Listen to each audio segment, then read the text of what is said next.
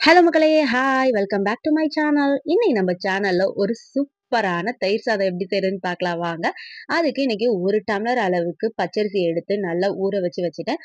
ஒரு 1/2 an hour ஊற வச்சதுக்கப்புறம் நல்லா கழுவிட்டு குக்கர்ல சேர்த்துக்கலாம். எந்த டம்ளர்ல 1 டம்ளர் அரிசி எடுத்தீங்களோ, அதே டம்ளர்ல 1 டம்ளர் அளவுக்கு காய்ச்சின பால் எடுத்துக்கலாம். ஸோ காய்ச்சின பால் வந்து ஃபுல் கிரீம் மில்க்கா இருந்தா இன்னும் சூப்பர் செம்ம டேஸ்ட்டா இருக்கும். அதுக்கப்புறமா அதே மெஷர்மென்ட்ல 3 டம்ளர் அளவுக்கு தண்ணி சேர்த்துக்க போறோம். 1 டம்ளர் பாலு, 3 டம்ளர் அளவு தண்ணி. ஸோ மொத்தம் 4 டம்ளர் ஆச்சு ரேஷியோ.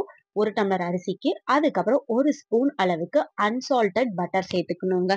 சால்டட் பட்டர் யூஸ் பண்ணக்கூடாது. ஸோ இதிலேயே கொஞ்சம் உப்பு சேர்த்து நான் 3லருந்து 4 விசில் வரைக்கும் விட்டு எடுத்துக்கிட்டேன். ஸோ விசில் பிரஷர் போனதுக்கப்புறம் ஓப்பன் பண்ணி பார்த்தோம்னா, அடி பிடிக்காம சூப்பரா நல்ல சாதம் குழைவா சூப்பரா வெந்திருக்கு.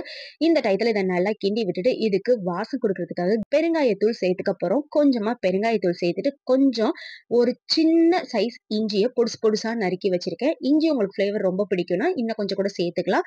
சிக்கு வந்து இஞ்சியெல்லாம் எடுத்து வச்சுருவான். ஸோ அவனுக்காகவே நான் வந்து சின்ன சைஸ்ல இஞ்சிய அது பொடுசு பொடுசா நறுக்கி, அதையும் அதுக்கப்புறம் ஒரு 1/2 பச்சை மிளகா அளவையும் சேர்த்திருக்கேன். இது 2த்தையும் சேர்த்துட்டு நல்லா மிக்ஸ் பண்ணிட்டு, இப்போ ஒரு 2 ஸ்பூன் அளவுக்கு திரும்பி அன்சால்டட் பட்டர் சேர்த்துக்க போறோம்.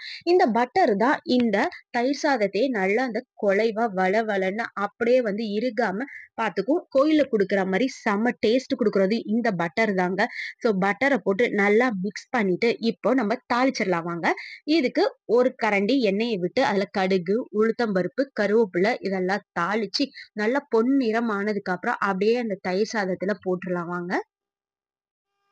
இப்ப நல்லா பொரிஞ்சதுக்கு அப்புறம் இத சாதத்துல சேர்த்துட்டு ஒரு மிக்ஸ் குடுத்தரலாம். ஸோ இத வந்து நல்ல ஒரு மிக்ஸ் குடுத்துட்டு, இதுல இன்னும் ஒரு இன்கிரீடியன்ட் ஆட் பண்ண போறோம்.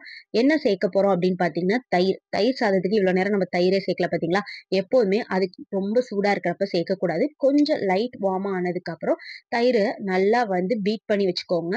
கெட்டி கெட்டியா இல்லாம அந்த தயிர அப்படியே கெட்டி தயிர ஊத்திட்டு, அதுல கொஞ்சம் தண்ணி சேர்த்து அதையும் கொஞ்சமா அப்படியே ஊத்திட்டு நல்ல ஒரு மிக்ஸ் கொடுத்துக்கோங்க.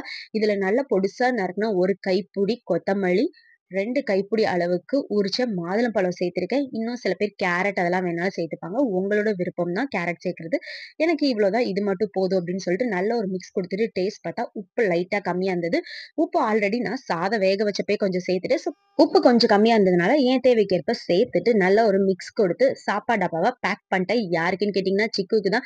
சிக்கு ஸ்கூலுக்கு டைம் ஆச்சு. ஸோ தயிர் சாதமும், ஒரு சைடு உருளைக்கிழங்கு, பட்டாணி மசால் தான் பண்ணினேன். ஸோ இது 2த்தையும் பேக் பண்ணிட்டு சைட்ல அப்படியே ஸ்நாக்ஸும் ரெடி பண்ணியிருந்தேன். ஸ்நாக்ஸ் என்ன குடுக்க போறேன்னு பார்த்தீங்கன்னா, இன்னைக்கு ஆரஞ்ச் ரெடி பண்ணி வச்சிருக்கேன்.